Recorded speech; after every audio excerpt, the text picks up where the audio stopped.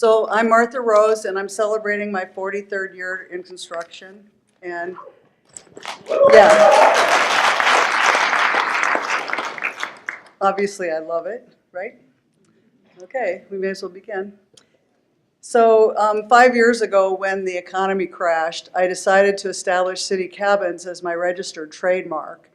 Now, city cabins were never intended to indicate a size or a style of structure, but rather a desire to get back to the basics and what's really important for our lives and our homes. This is my last project in Seattle, or at least that's what I think, but it's not my last city cabins. Where's the clicker? Here? Andrew Morrison is a full-blooded Indian. He's part Apache and part Haida. And he went to the Indian Heritage School right across the street from my project. When he was in the 6th grade, a teacher recognized his talent, focused his energy so that he could refine his artistic skills. Today, Andrew's in his 30s, and he works with children as a way to say thank you to that teacher in the school district. He's a great believer in community and strengthening community. And one way he does that is by painting murals on the sides of buildings. I fell in love with these murals, and they have everything to do with why I chose to build on the lot across the street.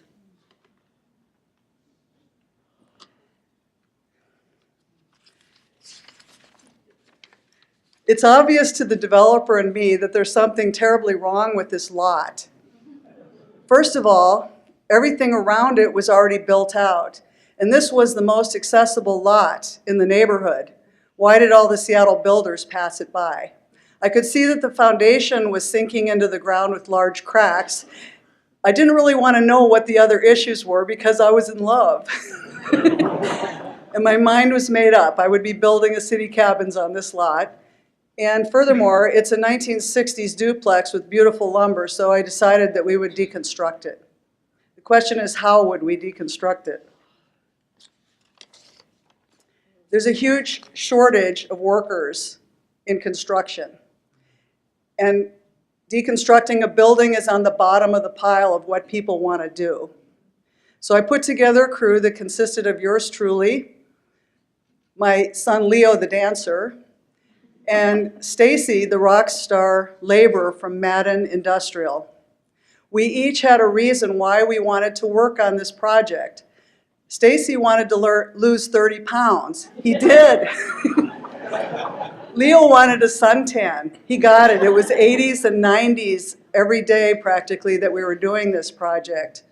And I wanted to start a new movement, the slow building movement.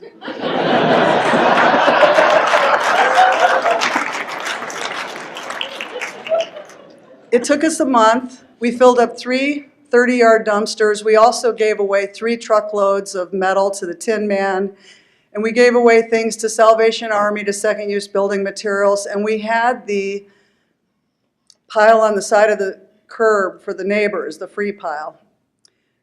Now, during this time that we were deconstructing, the neighbors would come along and talk to us, and sadly, we learned that the school across the street and the murals with it were slated to be torn down in the near future. The only shining light was that the neighborhood and the Indian community came together and they were fighting this proposal to tear it down.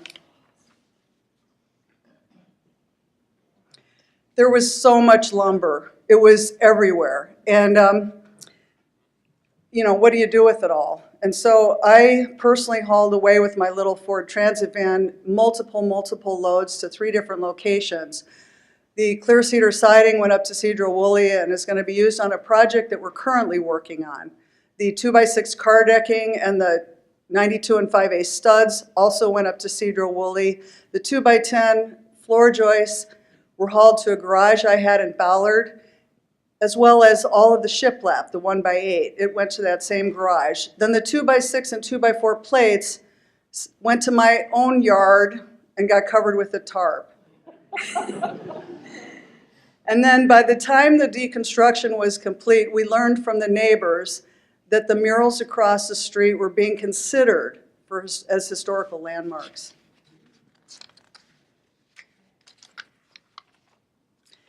So I have North City Lumber to thank for loaning me one of their flatbed trucks, a truck driver, and a strapping kit. So one Saturday, Todd and I went to my side yard and we loaded up all the 2x6 plates and all the 2x4 plates, banded them up, brought them to the job site, dumped them, then went to the garage, picked up all the 2x10 floor joists, banded them, brought them to the site, dumped them. And then thankfully I had a framer, Alex, who was game. Most framers don't like working with old wood. Alex did not complain once. The 2x10s were enough to do 2/3 of all our floor joists on the new construction. And the former rafters and ceiling joists became our 2x6 top and bottom plates for exterior walls. 2x4s were our interior wall plates. And without Alex, that couldn't have happened. Now, during the framing stage, we learned the good news that indeed the murals had been declared historical landmarks. So we were happy about that. Now, Alex and I rented a trailer and we went and retrieved the 1x8 shiplap that was destined to become our finish work. There was so much of it, it was hard to grasp. We started out, but we weren't sure how far it would go. So we started out using it for all the wood flooring on the second floor and the third floor lofts of both units. There was still a big pile, so then we used it for all of our baseboard. There was still a big pile, so we used it for all of our window wraps, and then all of our door trims, and finally for our stair skirts and risers. And by the time we were done with every single bit of the finish work, all that was left was a small little pile of firewood with a few split boards. Yeah.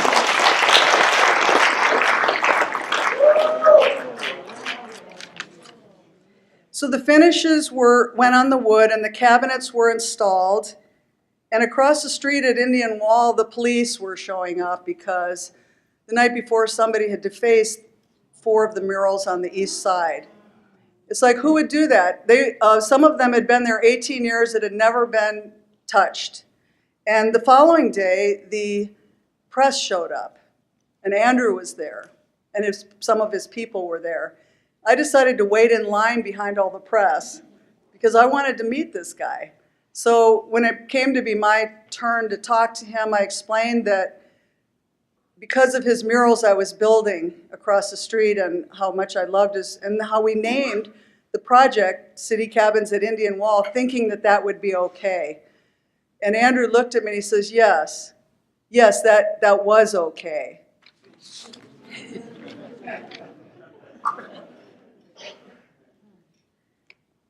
Andrew's people showed up again the following day with a bucket truck and cleaning supplies. And they were cleaning the graffiti off, and they actually did it and without harming the mural. So that was a success. And while they were restoring artwork, we were getting ready to go on the market.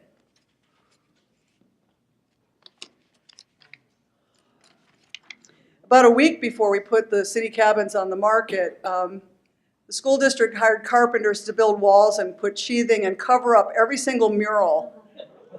There were many of them. And so my buyers would not be able to understand what it was that drove me to build here.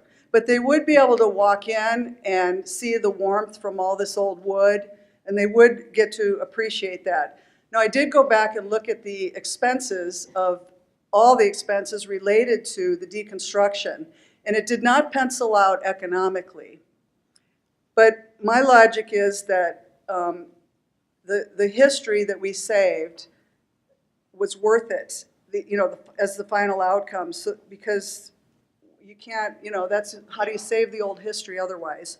And so it is, in our own ways, we all add to the community, and this is how we did it.